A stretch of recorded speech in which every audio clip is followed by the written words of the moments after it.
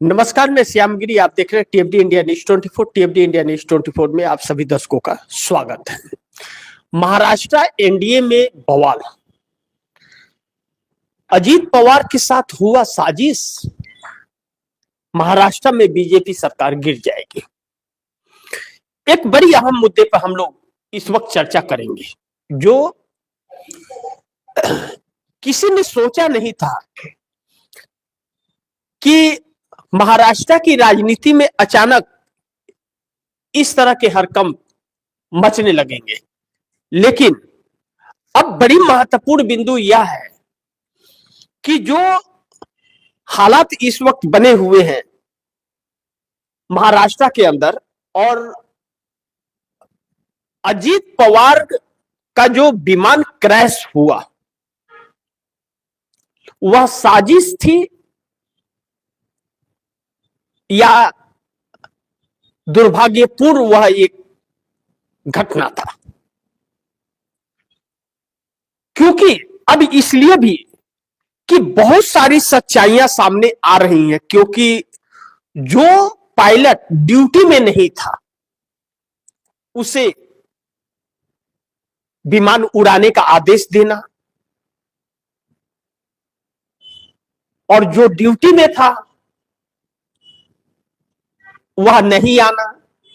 दूसरी चीज कि जो पायलट विमान चला रहा था वह दारू पीने वाला था, जिस एयरपोर्ट पे उतरना था बारामती पर वह अधिकृत नहीं था, और रडार का न मिलना और रनवे न दिखना, एक बार लैंडिंग की कोशिश करके फिर ऊपर चला जाना, लैंडिंग न करना, दोबारा लैंडिंग करने के वक्त हादसा हो जाना, और हादसे के बाद 3 ब्लास्ट होना, यह बहुत कुछ संदेह पैदा कर रहा है। इसीलिए मैंने कहा कि साजिश है या संयोग है। लेकिन अब लोगों के अंदर एक शक जाहिर हो गया है साजिश का, कि साजिश हुई है। इसके पीछे कई तर्क दिए जा रहे हैं, लेकिन शरद पवार ने जो बयान दिया था उस दिन, जिस दिन क्रैश हुआ था ममता बनर्जी के बयान के बाद, वह भी एक संयोजित तो नहीं था कि जबरदस्ती बयान दिलाया गया, क्योंकि उस वक्त शरद पवार के आंखों से आंसू नहीं रुक रहे थे, और वह मीडिया पहुंच के पूछ रहा है कि यह साजिश हुआ है, ऐसा बयान आ रहा है, आपका क्या कहना है। यह भी तो एक साजिश हो सकता है। और उस पत्रकार की आत्मा मर चुकी थी जो वहां पहुंचा था ऐसे बयान लेने के लिए, तो यह दलाली भी इस बीच में जारी है। लेकिन 8 फरवरी को अजीत पवार शरद पवार के साथ पार्टी का मर्ज करने वाले थे, दोनों एनसीपी एक होने वाली थी। लेकिन जो विमान क्रैश हुआ और जिस एयरपोर्ट पर हुआ के आसपास हुआ बारामती के, वहां का इतिहास जो बड़ी महत्वपूर्ण है जानना आप दर्शकों को, आप दर्शक यह जान लीजिए। पिछले कार्यक्रम में भी मैंने बताया था, लेकिन फिर जब यह साजिश की चर्चा चल रही है तो यह बताना जरूरी है, क्यों यह सब संदेह हो रहा है, उसके बाद बाकी की चर्चा करेंगे। बारामती एयरपोर्ट का इतिहास यह है कि पुणे से 95 किलोमीटर की दूरी पर बारामती एयरपोर्ट है।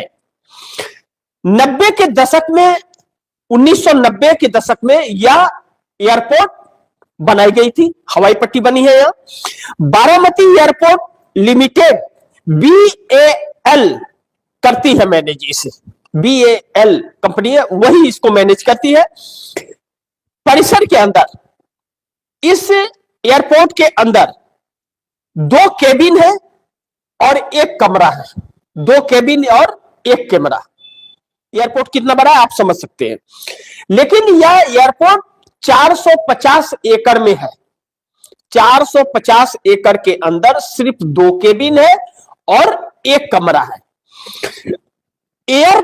इस एयरपोर्ट के परिसर में 2 ट्रेनिंग एकेडमी है जहां पायलटों को ट्रेनिंग दी जाती है।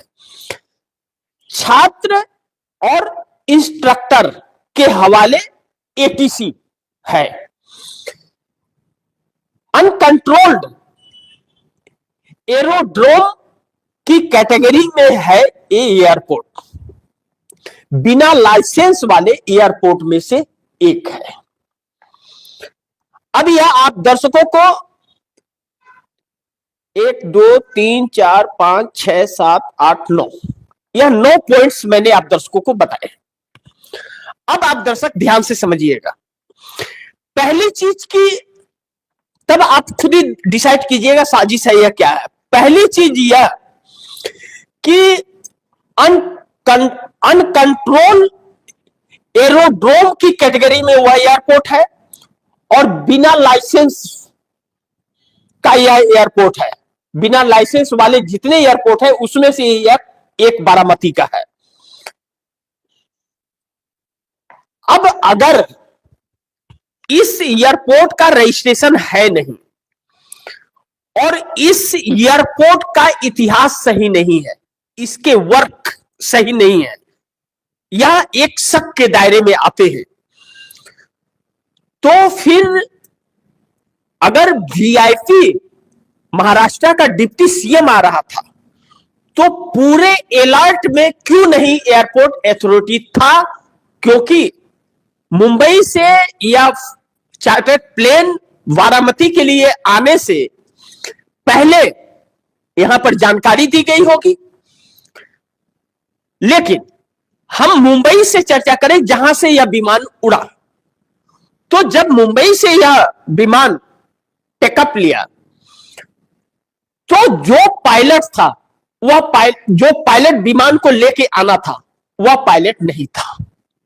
वह पायलट विमान को लेकर के नहीं आया जिसकी ड्यूटी लगाई गई थी, पहला चीज। और दूसरा, जिस पायलट को भेजा गया उसे पता भी नहीं था और वह दारू पीता था और आखिरी वक्त में उसे भेजा गया।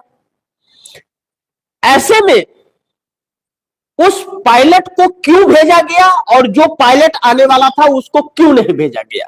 यह एक प्रश्नवाचक चिन्ह जो यहां पर है, यह भी बहुत कुछ इशारा करता है। पहला पॉइंट बड़ी ध्यान से समझिएगा आप दर्शक।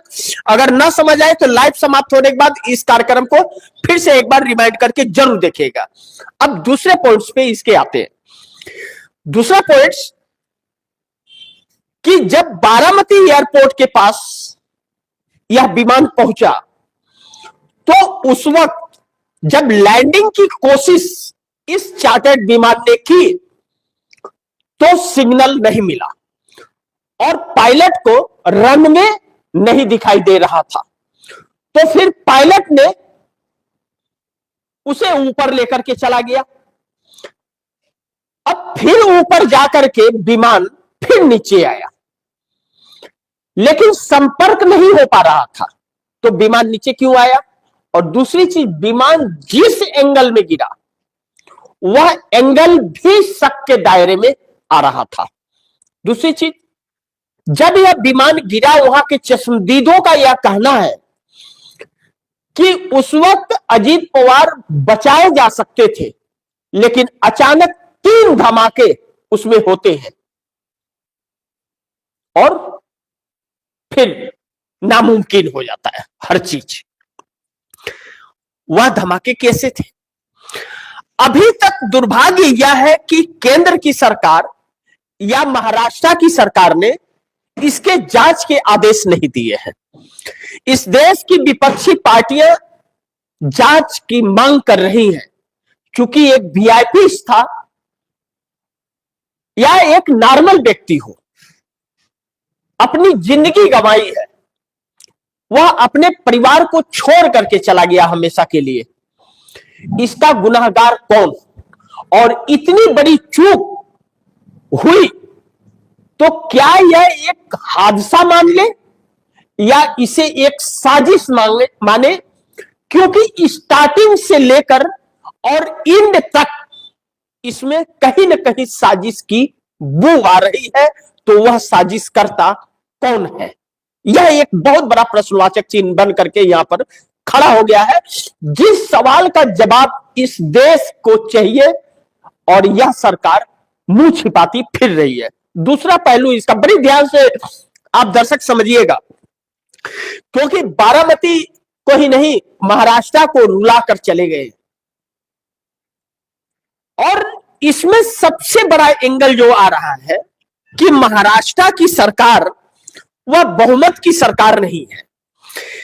एक बात कहा जा रहा था कुछ दिनों पहले तक कि अजीत पवार भाजपा के लिए बोझ बन गए हैं, लेकिन वो बोझ क्यों बने थे इसे आप दर्शक समझिएगा, और क्यों इस विमान क्रैश पर शक और गहरा रहा है, बड़ी ध्यान से समझिएगा और गुजारिश करूंगा कि ज्यादा से ज्यादा लोगों तक इस खबर को शेयर कीजिएगा।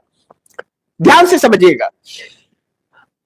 अब जो भारतीय जनता पार्टी बोझ समझती थी, तो अजीत पवार को बीएमसी चुनाव में मात्र 3 पार्षद जीत करके आए थे और शरद पवार के 1, जो भारतीय जनता पार्टी के किसी काम के नहीं रह गए थे, क्योंकि भारतीय जनता पार्टी को 29 पार्षद चाहिए बीएमसी में अपना मेयर बनाने के लिए, और वह 29 एकनाथ शिंदे के पास है। अब एकनाथ शिंदे के बगैर भारतीय जनता पार्टी बीएमसी में मेयर नहीं बना सकती, और एकनाथ शिंदे बार्गेनिंग कर रहे हैं कि 2.5 साल का होना चाहिए, और करेगा भी कोई, क्यों ना करे, हमारे वजह से आप बनेंगे तो आपके वजह से हम भी तो बनना चाहिए। लेकिन भाजपा तैयार नहीं थी, अजीत पवार के पास था नहीं, जिससे भारतीय जनता पार्टी अपना उल्लू सीधा कर सके। अब ऐसे में अजीत पवार, जो इंडियन एक्सप्रेस ने खुलासा किया है कि 8 फरवरी को डेट छापा है उसने कि 8 फरवरी को शरद पवार की एनसीपी और अजीत पवार की एनसीपी एक होने जा रही थी। जैसे एक एनसीपी थी 2 टुकड़ों में बटी थी, वह दोनों टुकड़े जुड़ करके फिर एक होने जा रहे थे।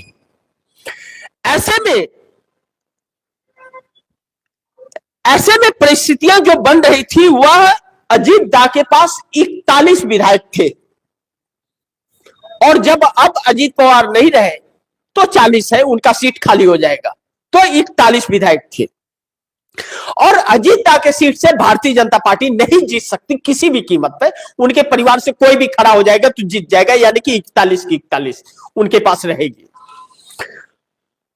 ऐसे में शरद पवार के पास 10 विधायक हैं, तो मिला करके 51 हो जाएंगे। यह परिस्थिति अगर आती है तो फिर एकनाथ शिंदे की बात अगर भारतीय जनता पार्टी नहीं मानती है, तो एकनाथ शिंदे अगर चले जाते हैं अपने 57 विधायकों के साथ, तो फिर भारतीय जनता पार्टी की सरकार गिर जाएगी, क्योंकि भारतीय जनता पार्टी के पास 130 131 सीटें हैं और बहुमत का आंकड़ा 145 है 288 सीटों के विधानसभा में। ऐसे में कांग्रेस के पास 16 और उद्धव ठाकरे के पास 20 और समाजवादी पार्टी के पास 2 और 7 एमआईएम के पास है, तो 153 विधायकों के साथ महाविकास अघाड़ी की सरकार बन जाएगी। लेकिन इससे भी महत्वपूर्ण, बड़े ध्यान से आप दर्शक समझिए और आप दर्शक ही फैसला कीजिए कि संयोग है या साजिश है। मैं तो एक एक तथ्य आप दर्शकों को आंकड़े के साथ बता रहा हूं। अब दूसरा पहलू कि कुछ ही दिन पहले अजीत पवार ने यह ऐलान किया था कि हमारे पास भारतीय जनता पार्टी के भ्रष्टाचार के सबूत और फाइल मौजूद है। 2 चीज देखिए, एक 8 तारीख को विलय करना एनसीपी का, और दूसरा भ्रष्टाचार का फाइल भारतीय जनता पार्टी का। यह बयान आधिकारिक दर्ज है, हर अखबारों में छपा था, वह मिटाया नहीं जा सकता। अब वीडियो को आप डिलीट कर सकते हैं, लेकिन अखबारों में जो छप गए उसे आप नहीं मिटा सकते। वेबसाइट पर मिटा सकते हैं, लेकिन अखबारों के छपे हुए कॉलम को नहीं मिटा पाएंगे, वह रिकॉर्ड हो गए कि उनके पास विथ सबूत बड़े भ्रष्टाचार के फाइल हैं। अब ऐसे में वह कौन शख्स है जो उस भ्रष्टाचार में लिप्त था? और अजीत पवार को शरद पवार के साथ मिलने से के बाद किसे काफी नुकसान होना था, वही व्यक्ति है जिसके ऊपर शक सारा जा रहा है। बाकी देखते हैं क्या होता है। अब शरद पवार ने अभी तक बयान नहीं दिया, लेकिन यह कहा जा रहा है कि सुनेत्रा पवार जो अजीत पवार की पत्नी है, उनको डिप्टी सीएम बनाने की मांग की जा रही है कुछ लोगों द्वारा, और सीएम आवास पर हाई लेवल की बैठक इसको लेकर के चल रही है। लेकिन पवार परिवार की तरफ से अभी तक कोई भी बयान नहीं आया है कि सुनेत्रा पवार को सीएम बनाना है या वह एनसीपी भाजपा के साथ रहेगी या विलय कर जाएगी। अभी इस पर कोई जवाब नहीं आया है, लेकिन यह एक भूमिका बनाई जा रही है कि सुनेत्रा पवार को डिप्टी सीएम अजीत पवार की जगह बना देने का और उन्हें अजीत पवार के सीट से चुनाव लड़ा देने का। यह भारतीय जनता पार्टी हथकंडा अपना करके एक माहौल बनाने की कोशिश कर रही है, जबकि एनसीपी के ही लोगों ने इस बात का खुलासा किया है और यह चीज द इंडियन एक्सप्रेस में छप गया है कि 8 फरवरी डेट फिक्स हो चला था, और ऐसा अगर है तो अजीत पवार के परिवार को भी पता होगा, क्योंकि वह तो शेयर करते होंगे, राजनीति में है सब तो। और उनके 2 बेटे वह राजनीति में नहीं है, बिजनेस करते हैं। और सुनेत्रा पवार जो है पहली बार राज्यसभा सांसद बनकर के आई है, इसके पहले राजनीति में बहुत ज्यादा इनके वो नहीं है, क्या नाम है कि सक्रियता नहीं थी। अब यह सारी चीजें शक के दायरे में आ रही हैं, और सीएम का माहौल डिप्टी सीएम के लिए माहौल बनाना भी सरकार बचाने के लिए, क्योंकि पवार परिवार की तरफ से कोई भी अभी तक नहीं है। अब शरद पवार इन सब चीजों पर क्या बयान देते हैं या किसी दबाव में आते हैं, यह वक्त बताएगा। लेकिन शरद पवार का एक बयान आया कि वह अब इस उम्र में वह भाजपा के साथ नहीं जाएंगे, लेकिन शरद पवार के वजह से ही मोदी की सत्ता भी बची हुई है, इससे भी इंकार नहीं कर सकते, क्योंकि पर्दे के पीछे से सपोर्ट उनका था। लेकिन वह अपनी पार्टी का सपोर्ट नहीं देंगे, उनके लोग टूट के चले जाए और वह जाने देंगे।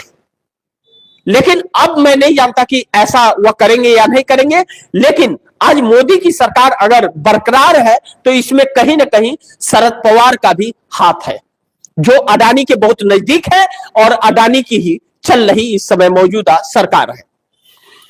दूसरी चीज, महाराष्ट्र बीएमसी से लेकर सरकार तक बदलने की तस्वीर निकलने लगी है 153 एमएलए के साथ। यह कहा जा रहा है कि अब एकनाथ शिंदे अजीत दादा के निर्णय के साथ कहीं ना कहीं एकनाथ शिंदे भी सहमति दिखाते हुए नजर आ रहे थे, क्योंकि एक महागठबंधन बनाने की कवायद चली थी कि अजीत पवार और एकनाथ शिंदे एक साथ आ जाएंगे। दोनों विषयों पर हम लोग चर्चा करेंगे कि क्या द इंडियन एक्सप्रेस ने जो छापा है या जो बात पहले भी आई थी, अजीत दादा ने भी बोला था कि हम एनडीए छोड़ेंगे और दोनों एनसीपी एक हो जाएगी, तो क्या एकनाथ शिंदे के साथ गठबंधन की भी कोशिश थी कि हम एक हो जाएंगे उसके बाद गठबंधन कर लेंगे, या एकनाथ शिंदे को घर वापसी शरद पवार के जरिए कराने का प्लान था? यह तो एक रहस्य रह गया, जिस पर से पर्दा उठना अब मुश्किल होगा, क्योंकि एकनाथ शिंदे बताएंगे नहीं और अजीत पवार अब है नहीं। ऐसे में लेकिन एकनाथ शिंदे की जो सक्रियता है इस वक्त, बीएमसी को लेकर के जिस तरह भारतीय जनता पार्टी के सामने झुकने से इंकार कर दिया और अपने 29 के 29 पार्षदों का रजिस्ट्रेशन कैंसिल करा दिया बीएमसी से, और उन्हें आजाद एक तरह से कर दिया कि आप उद्धव ठाकरे के साथ जा सकते हो तो जाओ, लेकिन भाजपा का नहीं बनने देंगे। लेकिन यह एकनाथ शिंदे का फैसला नहीं, यह फैसला उन पार्षदों का था जो ताज होटल में भी उन पार्षदों ने कहा था एकनाथ शिंदे को कि शिवसेना का अगर मेयर नहीं बना तो हम भाजपा को सपोर्ट नहीं करेंगे, हम पार्टी छोड़ के चले जाएंगे। और भारतीय जनता पार्टी किसी भी कीमत पर तैयार नहीं हुई। अजीत पवार के पास कोई था नहीं और एकनाथ शिंदे के बगैर बन नहीं सकता था और उतना तोड़ नहीं सकती है भाजपा, और एकनाथ शिंदे के लोग खुद भी जाने को तैयार नहीं है। ऐसे में भारतीय जनता पार्टी के हाथ से बीएमसी अब निकल रहा है और यह क्लियर संदेश आता हुआ नजर आ रहा है कि उद्धव ठाकरे शिवसेना का बीएमसी में मेयर बनेगा और भाजपा को विपक्ष में बैठना पड़ेगा। तो जो Bharatiya Janata party single largest party बन गई और अपना मेयर नहीं बना पा रही है, तो वह एकनाथ शिंदे को चैन से रहने देगी महाराष्ट्र के अंदर? ऐसा तो पॉसिबल नहीं है।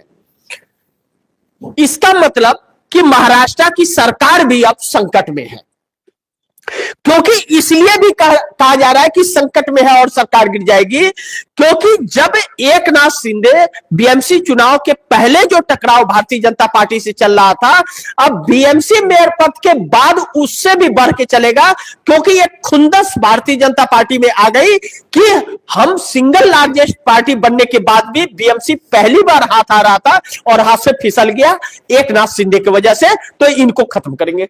और भाजपा वाले बार बार कहते हैं इनकी हम लंका जला करके छोड़ेंगे। तो ऐसे में एकनाथ शिंदे को भारतीय जनता पार्टी का साथ छोड़ना और सरकार को गिराना बहुत जरूरी हो जाता है।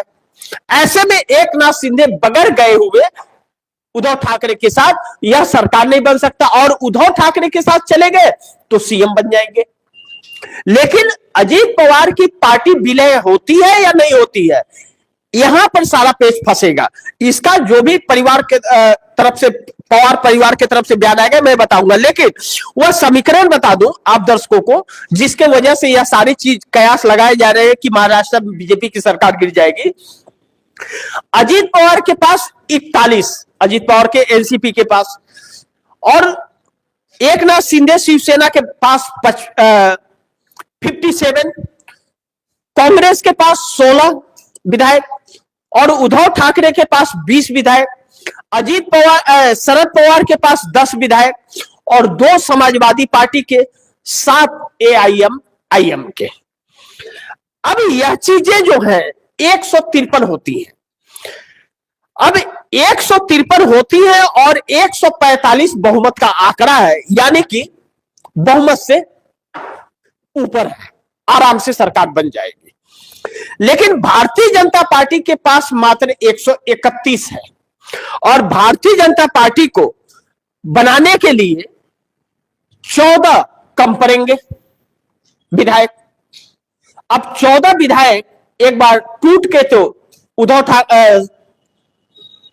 अजीत पवार से आएंगे या एकनाथ शिंदे से। एकनाथ शिंदे के लोग तो नहीं टूटेंगे, और अजीत पवार की पार्टी अगर शरद पवार की पार्टी में मर्ज हो जाएगी तो भी पार्टी नहीं टूटेगी, और अजीत पवार के पार्टी को इस वक्त तोड़ पाना भारतीय जनता पार्टी के बस की भी नहीं है। इसीलिए सुनीत्रा पवार को कहा गया है कि डिप्टी सीएम बनाएंगे। लेकिन अजीत गुर्जर, जो अजीत पवार के एनसीपी के हैं, अजीत गुर्जर ने दावा किया है कि 8 फरवरी को निर्धारित डेट फिक्स हो गया था कि शरद पवार के साथ दोनों एनसीपी मिल करके एक एनसीपी हो जाएगी। यह अजीत गुर्जर का बयान है। अब ऐसे में भारतीय जनता पार्टी के ऊपर हजारों सवाल उठने लगे हैं और इस दुर्घटना पर भी साजिश की बू आने लगी है। 2-3 कारण। पहला, सरकार संकट में। दूसरा, विमान का पायलट बदल देना आखिरी क्षण में। तीसरा, एथोराइज नहीं था एयरपोर्ट। और चौथा, जो पायलट था वह पियक्कर था, और जब सिग्नल नहीं मिला और रनवे नहीं दिख रहा था, जब कम्युनिकेशन टूट गया था एयरपोर्ट अथॉरिटी से पायलट का, तो पायलट ने विमान को उतारने की कोशिश क्यों की? वहां से वह पायलट सिर्फ 95 किलोमीटर की दूरी पर सिर्फ 95 किलोमीटर की दूरी पर जब पुणे एयरपोर्ट था तो वहां क्यों नहीं चला गया? यह सारे सवाल उठ करके किसी एक व्यक्ति के तरफ इशारा कर रहे हैं। वह व्यक्ति कौन है यह पहचानना जरूरी है, और अगर यह शक हो रहा है तो फिर इसके जांच के आदेश क्यों नहीं हो रहे, क्यों इस पर सरकार चुप्पी साधी हुई है? दूसरा पहलू, इसमें उद्यान मंत्री राम मोहन नायडू को घसीटने की कोशिश की गई, जिससे चंद्रबाबू नायडू की नाराजगी बढ़ गई। अब इंडिगो के वक्त भी चंद्रबाबू नायडू के कोटे के मंत्रालय जो है उद्यान मंत्रालय, राम मोहन नायडू चंद्रबाबू नायडू के भतीजे हैं, तो उनको घसीटने की कोशिश की गई थी इस्तीफे की। इस मामले में भी उनको घसीटने की कोशिश की गई, मीडिया वाले वहां पहुंच गए। जब प्राइवेट विमान था और एयरपोर्ट एथोराइज नहीं था तो एयरपोर्ट अथॉरिटी से क्यों नहीं पूछताछ, अडानी से क्यों नहीं पूछताछ? अडानी के अंडर में ही तो एयरपोर्ट है, सारा तो उन्हीं को दिया हुआ है। तो यह सारे शक किसी एक व्यक्ति की तरफ इशारा कर रहे हैं जिसका जवाब नहीं मिल पाया। लेकिन दूसरी तरफ हम कार्यक्रम में आगे बढ़े कि जो महाराष्ट्र में होगा, और इस वक्त जो गतिविधियां हैं वह शुभ संकेत सरकार को लेकर नहीं दे रही है, लेकिन आगे शेयर मार्केट में 32 लाख करोड़ रुपए एक झटके में खत्म हो गया। आज रविवार 1 फरवरी को बजट पेश होगा। रविवार, मैंने जानबूझ करके रविवार का नाम कहा क्योंकि रविवार को पार्लियामेंट बंद रहता है, तो शुक्रवार शनिवार पार्लियामेंट स्थगित है और रविवार को खोला जाएगा बजट के लिए। और शुक्रवार को कर लिए होते, शनिवार को कर लिए होते, सोमवार को कर लेते। कौन सा पहाड़ टूट रहा था? कौन सा नरेंद्र मोदी इस देश को बहुत बड़ा वो दे देंगे, लूटेंगे ही, देने का तो नाम नहीं है, तो सोमवार को कर लेते। लेकिन नहीं, रविवार को, क्योंकि लोगों को गुमराह करना है। अब ऐसे में 32 लाख रुपया, 32 लाख करोड़ रुपया एक झटके में शेयर मार्केट आज खत्म हो गया।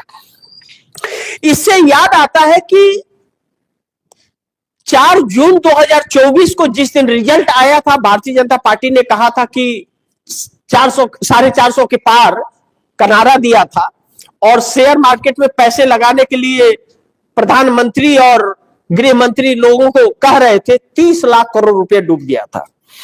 इस शेयर मार्केट को लेकर के मैं आप दर्शकों को यह बताना चाहूंगा कि क्या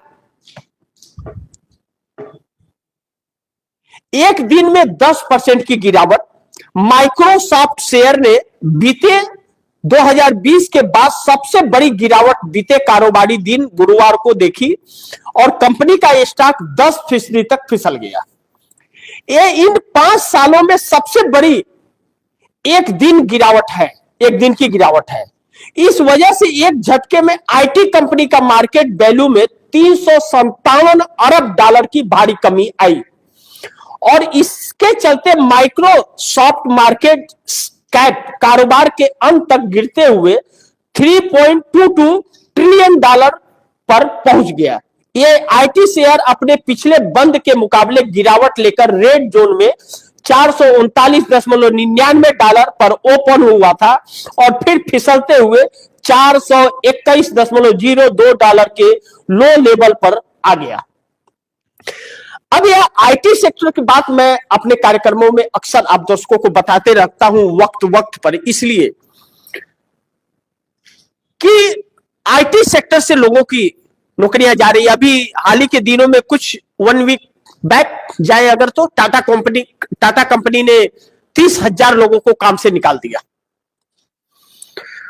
और चंद्रबाबू नायडू की नाराजगी इसीलिए बढ़ रही है मोदी सरकार से और ज्यादा कि आईटी हब बना रहे हैं चंद्रबाबू नायडू आंध्र प्रदेश में, बड़े बड़े प्रोजेक्ट इसके लग रहे हैं और शुरू होने के पहले इंड की नौबत आ जा रही है। यह सब नरेंद्र मोदी की गलत नीतियों से। रुपया 92 के पार चला गया, 92 रुपया 16 पैसे पे चला गया था आज रुपया डॉलर के मुकाबले। और वित्त मंत्री निर्मला सीतारमण कहती है कि ना ना ना, रुपया कमजोर नहीं, हमारा ग्रोथ बहुत अच्छा है। रुपया कमजोर नहीं है, ग्रोथ बहुत अच्छा है। मतलब वो कहावत है ना, कुत्ता दौड़ रहा है भले लंगड़ा के दौड़ रहा है, लेकिन दौड़ तो रहा है। तो देश बेरोजगार हो रहा है, महंगाई बढ़ रही है, मजदूरी नहीं मिल रही है, काम धंधे नहीं है, भुखमरी छाई है, बेटा मायूस है, किसान अपनी जान गंवा रहे हैं, लेकिन रुपया कमजोर नहीं है, 92 के पार जा रहा है। 58 पे था तो नरेंद्र मोदी पानी पी पी करके मनमोहन सिंह को कोसा करते थे और उनको बेइज्जती महसूस होती थी। आज इज्जत महसूस हो रही है, आज बिल में डूब गए हैं, आज प्रेस कॉन्फ्रेंस नहीं कर रहे हैं, आज भाषण दे रहे हैं। तो अब शर्म नहीं आती कि रुपया कमजोर है। अब विदेशी मूल के लोग हमारे देश से पैसे विड्रॉ कर रहे हैं और कोई भी कंपनी हमारे देश में आने से मना कर रही है साहब, सरकार की गलत नीतियों से, क्योंकि यह चंदा वसूली करती है। मेन जड़ यही है, यह लूट लेती है कंपनियों को और ऐसे हालात में उनको ला देती है कि अडानी को बेचने के लिए वह कंपनियां मजबूर हो जाए, जैसे फायदा निकलने लगता है। और अनाप शनाप tax, ED, CBI, income tax सब छोड़ दे। कहते हैं ना, कोई चोर आया, कुत्ते को छोड़ दो पिंजरे से, तो ऐसे सब छोड़ दिए जाते हैं। तो अब हालात इस देश के बद से बदतर वाले परिस्थिति में आ गए। दूसरा, बिहार से लेकर के महाराष्ट्र तक एनडीए हाँ, एक चीज और आप दर्शकों को बताना चाहूंगा जो बड़ी महत्वपूर्ण है। हमारे देश के जो उद्योगपति हैं, हमारे देश से पैसा निकाल करके विदेशों में कंपनियां डालना शुरू कर दी है। यहां पैसे नहीं लगा रहे, यहां के पैसे दूसरे देश में जाकर के लगा रहे हैं। तो हमारे ही देश के लोगों को हमारे देश की सरकार पर भरोसा नहीं है, बाहर वाले कहां से करेंगे? तो यह सारी चीजें अब सरकार के हाथ से निकलती हुई नजर आ रही है। अब देख रहे हैं, यह महत्वपूर्ण होगा आगे क्या स्थिति आती है। अब जब बजट पेश होगा संडे को और सोमवार को जब मार्केट करवट लेगा तो क्या लेता है, इस पर नजर बनी रहेगी। दूसरा, बिहार से लेकर महाराष्ट्र तक एनडीए गठबंधन में हड़कंप मच गया बजट से पहले। अब एक तो संडे को बजट पेश हो रहा है, यही एक अपने आप में एक मिस्ट्री है कि संडे क्यों।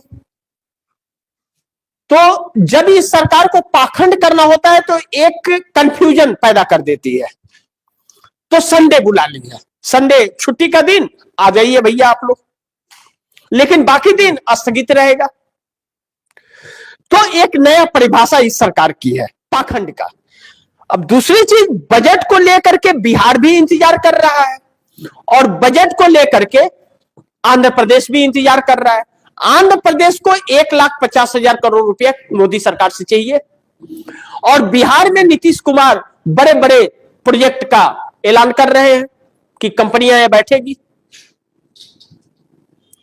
यानी कि मोदी अगर बिहार और आंध्र प्रदेश को नजरअंदाज कर दिए तो मोदी के लिए संकट की घड़ी आ गई है, क्योंकि चंद्रबाबू नायडू का दिया हुआ अल्टीमेटम 1 फरवरी को कंप्लीट भी हो रहा है, जो समर्थन वापसी की बात कहे थे, और नीतीश कुमार के पास 122 विधेयकों का फार्मूला तैयार हो चुका है। तो मोदी के लिए एक नहीं 3 राज्य और केंद्र चला जाएगा हाथ से। अब ऐसा होगा नहीं होगा, वह लोग समर्थन लेंगे वापस नहीं लेंगे, मैं नहीं जानता, वह वक्त बताएगा। लेकिन आधारशिला रखी जा चुकी है, यह कहा जा रहा है। अब देखते हैं कि कितना झेल पाते हैं मोदी। लेकिन बजट हवा हवाई हुई तो शेयर मार्केट क्लोज कर जाएगा, तो उसकी कीमत भी इस देश के लोगों को चुकानी पड़ेगी, इस सरकार को नहीं, क्योंकि यह सरकार तो किसी काम की है ही नहीं। अब आगे इससे क्या कहें, नासमझ और एक सबसे डरपोक और कमजोर प्रधानमंत्री इस देश को मिला है, इस बात से इंकार नहीं कर सकते। बाकी इसी के साथ आप दर्शकों से इजाजत चाहूंगा, अगली खबर के साथ फिर हाजिर होऊंगा। लेकिन आप दर्शकों की क्या राय है, क्या सुझाव है, कमेंट बॉक्स में जरूर दीजिएगा। इस खबर को ज्यादा से ज्यादा शेयर कीजिएगा, अपने दोस्तों को भी कहिएगा आगे शेयर करें। और आपने अगर टीएफडी इंडिया न्यूज़ 24 को सब्सक्राइब नहीं किया तो सब्सक्राइब कर लीजिएगा, अपने दोस्तों को भी कहिएगा सब्सक्राइब करें। मिलते हैं अगली खबर के साथ, तब तक के लिए नमस्कार।